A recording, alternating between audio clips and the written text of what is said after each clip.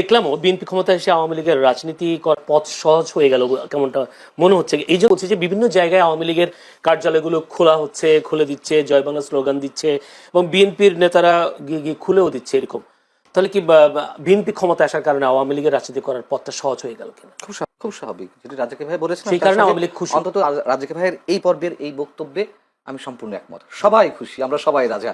এখন বিষয় হচ্ছে যে শুধু আওয়ামী লীগ বিএনপি বা যার যা জায়গা থেকে খুশি তা না। দেখুন, এটি বাস্তবতা। বাংলাদেশের মানুষ যে দলই করুক না কেন, আমি সবসময় একটি কথা বলি, 80 থেকে 90% মানুষ মুক্তিযুদ্ধের চেতনায় বিশ্বাসী।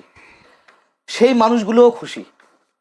মানুষের মধ্যে একটা আতঙ্ক ছিল, একটা আশঙ্কা ছিল, অথবা আর একটা অংশের মধ্যে আশাবাদ ছিল জামাত ক্ষমতা চলে আসছে। ম্যাট্রিকুলাস ডিজাইন দিয়ে হোক, সেটা ইঞ্জিনিয়ারিং করে হোক বা মেকানিজম করে হোক, জামাত ক্ষমতায় চলে, অথবা ভোটের মাধ্যমে, মনে করেন যে কোনো কোনো একটা অংশ তারা বলছে ভোটের মাধ্যমে জামাত চলে আসবে, তারা ঠিকই বলছিল, আবার আতঙ্কেও ছিল। আপনি নিশ্চয়ই, আমি আর কাউকে না দিয়ে উদাহরণ না দিই, আমি তো একজন সিটিজেন হিসেবে, একজন সাধারণ মানুষ হিসেবে আমি তো চাই স্বাধীনতার বিরোধী কোনো শক্তি না আসুক। হ্যাঁ, সেদিক থেকে আমিও খুশি, অন্তত এই জায়গা থেকে।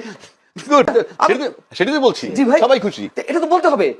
তার কারণ এই যে স্বাধীনতা 54 বছর পর এসে এখনো এই যে এনসিপি, আমি সব নেতাদের কথা বলছি না, এনসিপির বিশাল একটা বিশেষ একটি অংশ অথবা জামাতের একটা অংশ, তারা মুক্তিযুদ্ধকে যেভাবে খাটো করেছে, এটা তো মেনে নেওয়া যায় না।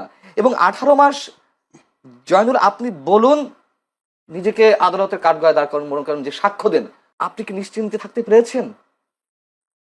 মানুষের জীবনের নাভিশ্বাস উঠেছে নিরাপত্তার দিক থেকে। নতুন যে মবতন্ত্র কায়েম হয়েছিল, যে মানে কখন কে মবের শিকার হবে কেউ বলতে পারছিল না, এবং এইগুলো কে ঘটিয়েছে? সবাই মিলেমিশে ঘটিয়েছে। জামাত ঘটিয়েছে, বিএনপি লোকেরা ঘটিয়েছে, এনসিপি ঘটিয়েছে। আশা করেন মবতন্ত্র হবে কি হবে না? কমবে তো বটেই, কমবে বটেই, মানে একেবারে যে বন্ধ হয়ে যাবে রাতারাতি তা না, তবে অবশ্যই কমবে এবং একটা সময় বন্ধও হবে, এটুকু আশা করি। এবং তারেক রহমান যে আশাবাদ মানুষের মনে জাগাচ্ছে, মানে আমি তো প্রথমে বলেছি, ব্রুট মেজরিটি অবশ্যই খারাপ দৃষ্টান্ত হয়ে আছে যুগে যুগে। এবারও যে খারাপ হবেন তা বলা যায় না, তবে আমরা আশা করতে পারি।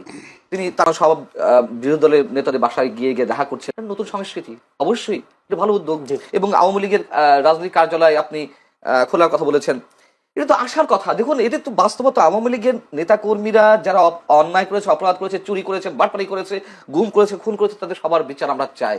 কিন্তু একটা ইনস্টিটিউশন কেন বন্ধ রাখতে হবে, যেটা রাজকীয় ভাই প্রথমে বলছিলেন? তো স্বাভাবিক আমরা চাই। এবং এই যে টকশোতে যারা আসেন, তাদের এই অংশটাকে বাদ দিন প্লিজ।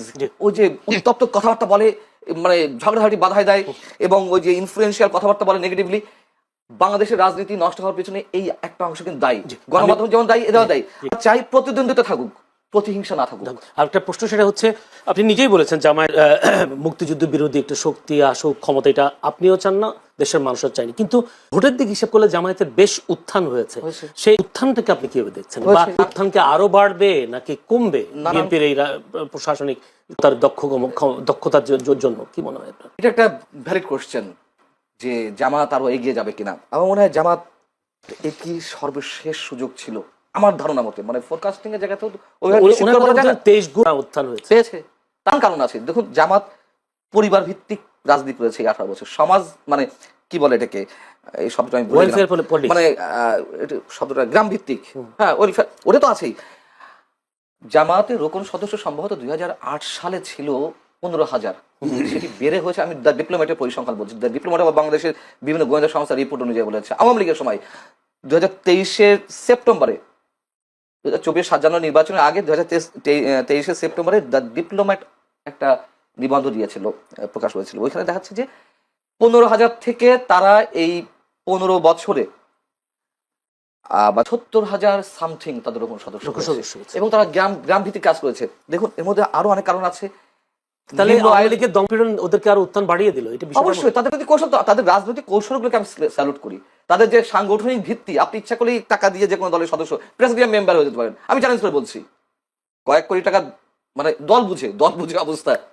তো শিল্পপতিরা হচ্ছে না, বড় বড় পদে যাচ্ছে না বড় দুই দলে। জামাতে এটি সম্ভব না। এবং এর আগেও বলেছি, জামাতের প্রত্যেকটা ছেলে বা মেয়ে যাই হোক, ছাত্র শিবির করার পর তাদের অর্থনৈতিক স্বাবলম্বী হওয়ার নিশ্চয়তা রয়েছে। তাদের ব্যাংকিং সেক্টর, তাদের অর্থনৈতিক যে সেক্টরগুলো অসাধারণ।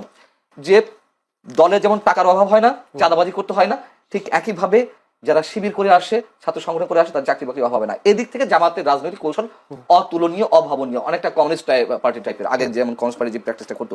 যাই হোক, কিন্তু এই যে ভোট বাড়লো, দেখুন আমার কিন্তু এই ভোটে অনেকেই বলছে যে 100% সহি শুদ্ধ তো আগের দিন থেকে ভোট মারা শুরু হয়েছে, সিল মারা শুরু হয়েছে, কিছু না কিছু ঘটেছে। টিআইবি যে রিপোর্ট দিয়েছে আজকে, সেখানেও বলছামূলক ভাবে গ্রহণযোগ্য, তা আমার বলেনি কিন্তু 100% বা 90% বা 95% বলেনি, কিছু ঘটেছে। এবং এটা সত্য কথা, গ্রাম পর্যায়ে এবং নিম্ন আয়ের মানুষ, আমি নিরক্ষর বা অশিক্ষিত বলবো না, নিম্ন আয়ের মানুষের মধ্যে এবং জামাতের জনপ্রিয়তা বেড়েছে।